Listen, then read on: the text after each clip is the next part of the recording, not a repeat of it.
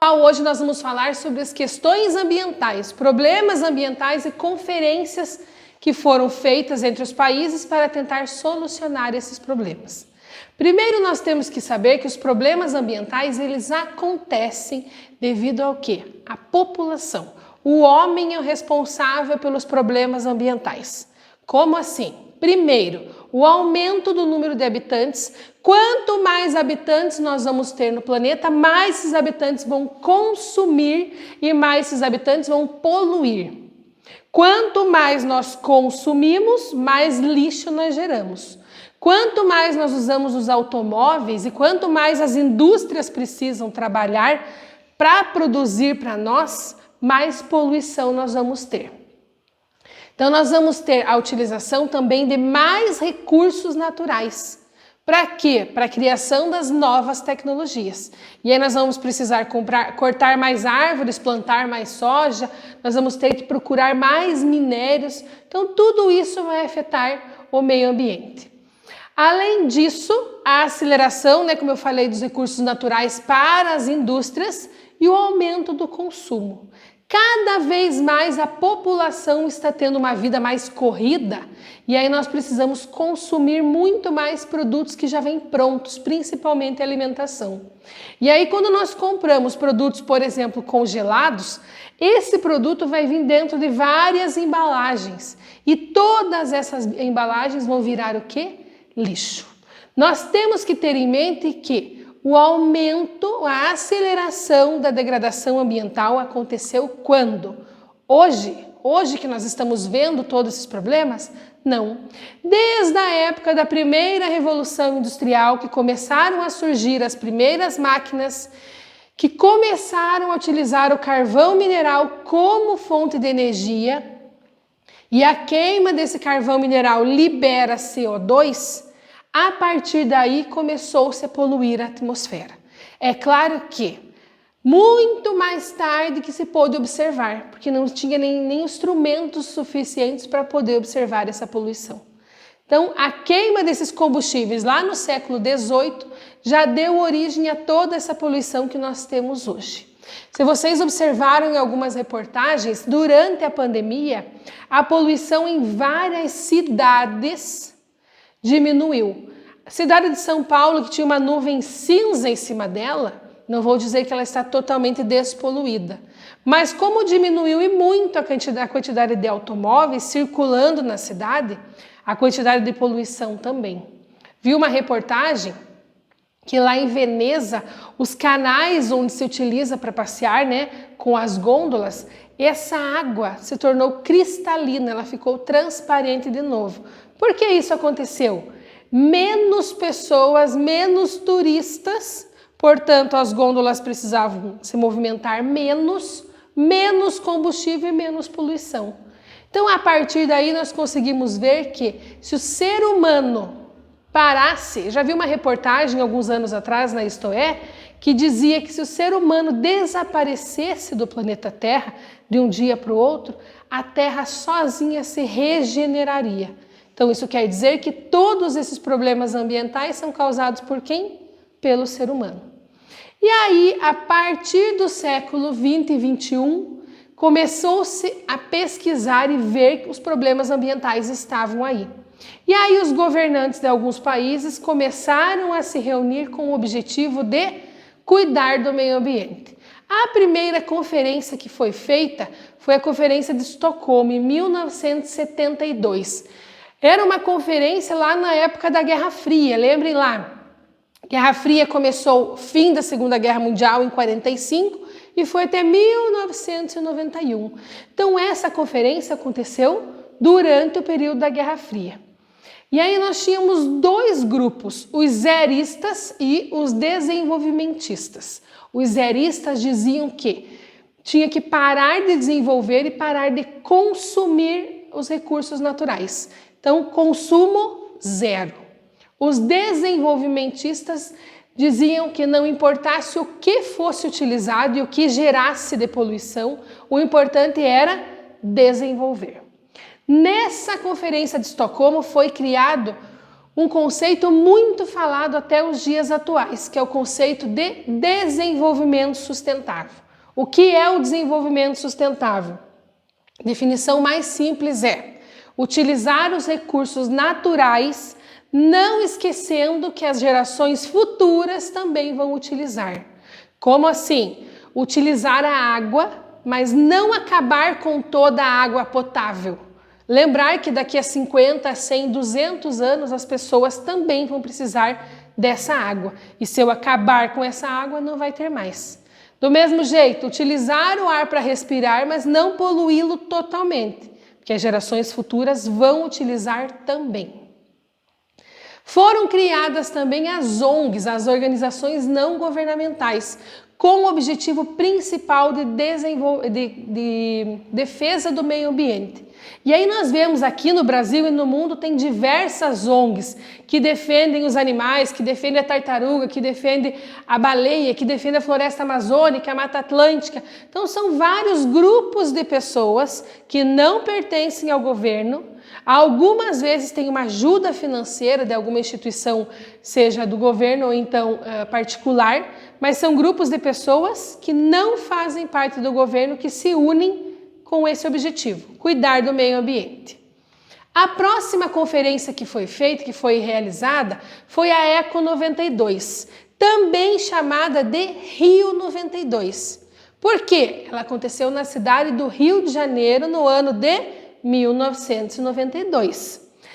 Na Eco 92, o que foi criado de mais importante? A Agenda 21. Tenho certeza que muitos de vocês já escutaram falar da Agenda 21.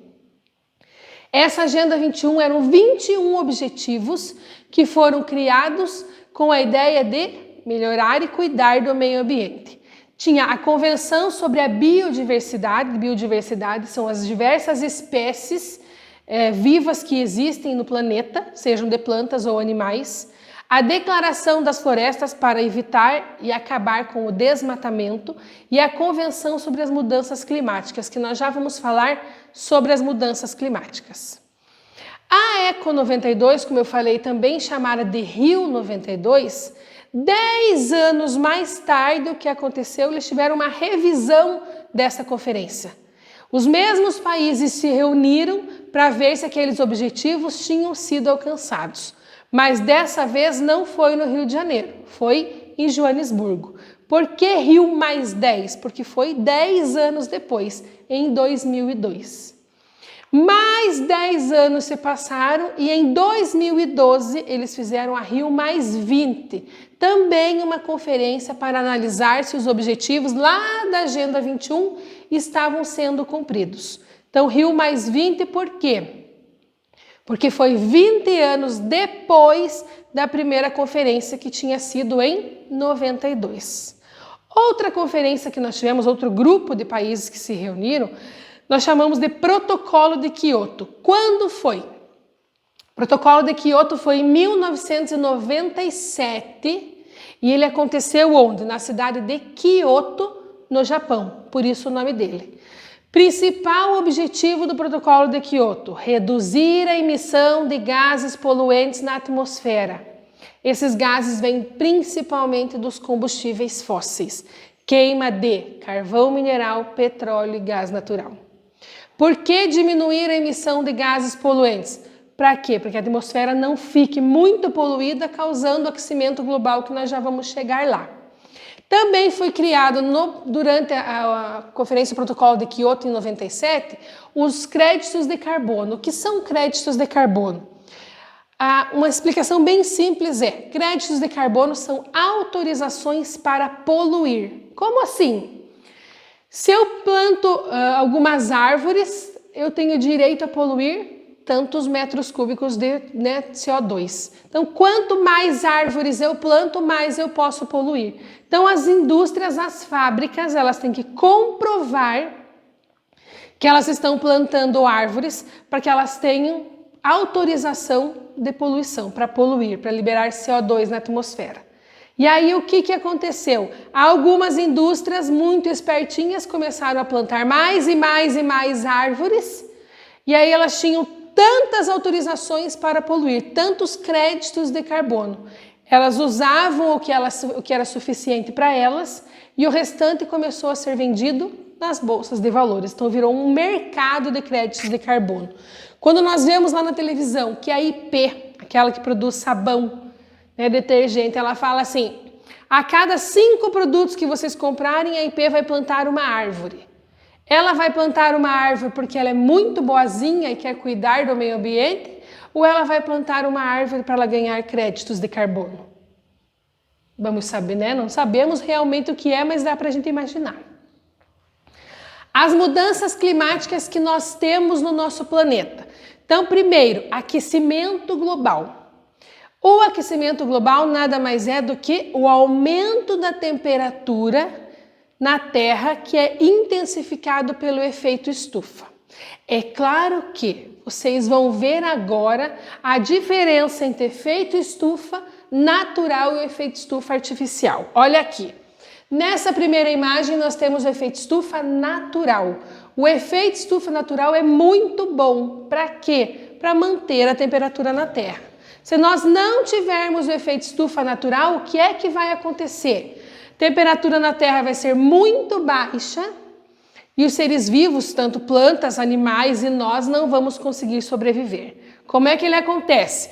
Os raios solares batem na superfície, um pouco deles são absorvidos pela atmosfera e o restante volta para o espaço. Olha só, os raios solares entram, 51% é absorvido pela superfície, 19% é absorvido pelo vapor d'água e 31% volta para o espaço. Então, efeito estufa natural é bom ou ruim? É bom. Ele mantém a temperatura na Terra. Mas aqui nessa outra imagem, eu tenho o efeito estufa artificial. E aí o que é que vai acontecer? Os raios solares batem aqui, só que observem a largura dessa flecha aqui e a largura dessa flecha aqui. Isso quer dizer que aqui muitos raios solares voltam para o espaço. E aqui o que acontece? Poucos raios solares voltam para o espaço. E aí, este é o problema. Os raios solares entram e pouco deles conseguem voltar. Por que pouco deles conseguem voltar? Porque uma camada de gases poluentes se formam aqui, impedindo que esses raios solares voltem, causando o quê? O aumento da temperatura na Terra. Então, olha só. O efeito estufa artificial é bom ou é ruim? É ruim, porque está aumentando muito a temperatura na Terra. Então, olha só, o efeito estufa artificial, que é esse aqui, ele vai causar o aquecimento global. E o que é o aquecimento global? Nada mais é do que o aumento da temperatura na Terra. Quais são as consequências dele? Derretimento das calotas polares. Então, Polo Norte e Polo Sul derrete devido à alta temperatura. Em volta das calotas polares, tanto no norte quanto no sul, nós temos água salgada, que são os oceanos. Então, derreteu as calotas polares, aumenta o nível dos oceanos, segunda consequência. Se aumenta o nível dos oceanos, vai acontecer o quê? Essas cidades litorâneas, né, que são banhadas pelo oceano, muitas vezes podem ser invadidas pela água. Então, destruição das cidades litorâneas. Quem é o causador do aquecimento global? O ser humano. Por quê? Porque somos nós que lançamos gases na atmosfera, por meio dos automóveis ou então das fábricas. Então, em escala global, né, para o planeta inteiro, nós temos como principal problema o efeito estufa, que vai dar origem ao aquecimento global. Em escala regional, nós vamos ter o quê? A redução da camada de ozônio. Camada de ozônio é uma camada de gás ozônio que filtra os raios solares nocivos aos seres humanos. Aqueles que causam problemas na pele, câncer de pele, ou então glaucoma nos olhos. Quem é que está destruindo a camada de ozônio na atmosfera? O clorofluorcarbono, chamado de CFC. Esse CFC nós encontramos onde? Nós encontramos nos aerosóis. Hoje ainda tem quase nenhum. Aerosóis é o quê? Aquele spray de desodorante, spray de cabelo, spray de tinta. Então, antigamente ele era preenchido com o líquido, né? A tinta e o CFC. Aí depois descobriram que o CFC destrói a camada de ozônio, foram colocados outros gases. E aí, se vocês olharem na latinha, está lá, livre de CFC. Outro problema são as chuvas ácidas. Como que acontece? Durante a evaporação da água, gases poluentes se misturam com a água e quando chove uma chuva com teor ácido. Quanto mais poluição, mais ácida essa chuva. E aí ela pode corroer construções, monumentos e, dependendo da acidez, até mesmo queimar a pele. E em escala local, como último problema ambiental, não quer dizer que são só esses. Hoje nós estamos vendo só esses. Nós temos as ilhas de calor, que é a concentração das altas temperaturas nos centros urbanos. Por quê? Na área rural nós temos vegetação, nós temos grama. E a grama utiliza o calor do sol para produzir fotossíntese, para ela se desenvolver. E o asfalto utiliza o calor do sol para quê? Para nada. E aí ele só absorve. Por isso, se nós formos pegar um termômetro, não o aplicativo do celular, porque o aplicativo do celular, ele vai medir a temperatura da cidade, né? Porque é um aplicativo. Se eu pegar um termômetro e for medir a temperatura no centro da cidade e na área urbana, sempre no centro da cidade vai estar mais quente, 2 ou 3 graus, porque devido à alta concentração de concreto. Pessoal, hoje nós vimos alguns problemas ambientais e as conferências internacionais criadas com a intenção de solucionar esses problemas ambientais.